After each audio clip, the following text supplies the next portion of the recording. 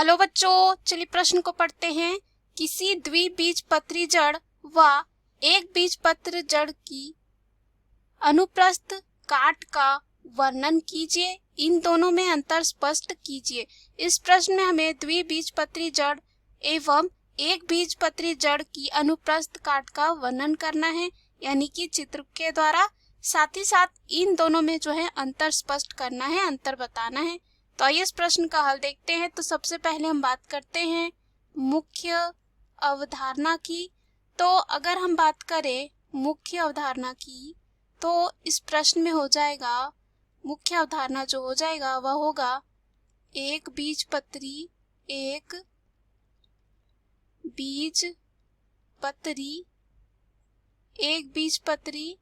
एवं यहाँ पे द्विबीजपत्री क्या होते हैं इसको देखते हैं। तो अगर हम बात करें यहाँ पे एक बीजपत्री की, एक बीजपत्री इसलिए कहा जाता है क्योंकि इनके बीजों में जो है केवल एक बीजपत्र होता है, एक बीजपत्र होता है। वही अगर हम द्विबीजपत्री की बात करें तो इनमें कितना होगा, दो बीजपत्र होगा, इसलिए हम कहते हैं द्विबीजपत्री।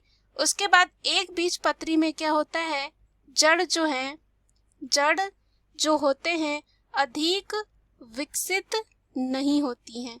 जड़ जो है अधिक विकसित नहीं होती हैं, लेकिन इसमें ज्यादा विकसित होते हैं। अब हमें प्रश्न में पूछा है जड़ की अनुप्रस्थ काट का वर्णन कीजिए, और किसकी जड़ का, द्विबीजपत्र जड़ और यहाँ पे एक बीजपत्री जड़ का। तो आइए इसमें अंतर देखते हैं। तो यहाँ पर जो है चित्र दे रखा है द्विबीजपत्री जड़ का और एक बीजपत्री जड़ का। तो अगर हम इनके बीच में अंतर देखें, तो अगर हम बात करें द्विबीजपत्री जड़ में, तो क्या होता है कि सबसे पहले बात करते हैं यहाँ पे द्विबीजपत्री जड़ का। तो यहाँ पर पाया जाता है द्वितीयक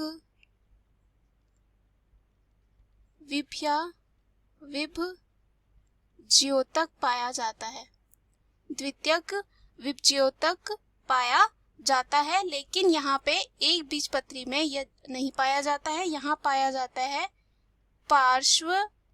पार्श्व मूल का यहाँ पे निर्माण होता है, पार्श्व मूल का जो है यहाँ पे निर्माण होता है।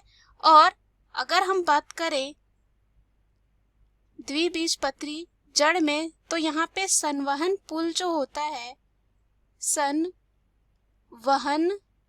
पुल जो होता है उसकी संख्या कम होती है, 2 से 6 तक। लेकिन यहाँ पर जो होता है, यहाँ पे हो सकता है 6 से अधिक हो सकता है। उसके बाद अगर हम कैम्बियम की बात करें, तो द्विबीजपत्री जड़ में जो है क्या होता है, द्वितीयक वृद्धि होती है और इसमें जो है क्या होता है, कैम्बियम जो है मदद करता है, यानी कि कैम्बियम होता है। उसके बाद यहाँ पे अगर हम बात करते एक बीजपत्री जड़ में, तो द्वितीयक वृद्धि नहीं होती है क्योंकि यहाँ पे कैम्बियम नहीं पाया जाता है। चौथा अंतर ये है कि द्विबीजपत्री जड़ में जो है पित्त जो है बहुत ही छोटी होती है, या तो अस्पष्ट होती है, अस्पष्ट जो है यहाँ पे पाई जाती है। लेकिन यहाँ पे जो है एक बीजपत्री जड़ में जो है पित्त जो है पूर्ण तरीके से जो है विकसित होती है, चलिए हम यहाँ पे चित्र के द्वारा देखते हैं। तो अगर हम द्विबीजपत्री जड़ की बात करते हैं, तो यहाँ पे मूल रोम हो जाता है, उसके बाद मूल्य त्वचा होती है, वलकुट होता है, एंडोडर्मिस होता है, परिरंभ होता है, प्रोटोजाइलम, मेटाजाइलम, फ्लोएम, मज्जा। अगर हम यहाँ पे अंतर देखें मज्जा यानी कि पित्त, तो द्विबीजपत्री जड़ में जो है पित्त जो है बहुत छोटी होती है, अस्पष्ट होती है, नहीं तो क्या होती है, होती ही नहीं, अनुपस्थित होती है। तो यहाँ पे हम देख सकते हैं ये पित्त होता है बीच में। उसके बाद अगर हम एक बीजपत्री जड़ में मज्जा को देखें तो यहाँ पे क्या होती है, यह जो है पूर्ण तरीके से विकसित होती है। उसके बाद द्वितीयक वृद्धि जो है कैम्बियम के द्वारा होता है द्विबीजपत्री जड़ में, लेकिन एक बीजपत्री जड़ में यह नहीं होती है।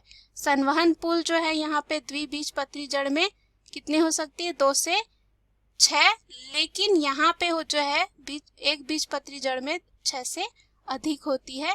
यहाँ पे आप गिन भी सकते हैं बीच में जो दे रखा है। तो ये थे द्विबीजपत्री जड़ और एक बीजपत्री जड़ के बीच में अंतर और उसका चित्र। तो प्रश्न में हमें पूछा है कि द्विबीजपत्री जड़ एवं एक बीजपत्री जड़ के अनुप्रस्थ काट का वर्णन और इन दोनों में अंतर। मुख्य अवधारणा के आधार पर हमने ये सिद्ध कर लिया है कि द्विबीजपत्री जड़ एवं एक बीजपत्री जड़ की अनुप्रस्थ काट किस तरह होती है और इन दोनों में अंतर क्या होता है। आशा करती हूँ यह प्रश्न आपको समझ में आया होगा। धन्यवाद।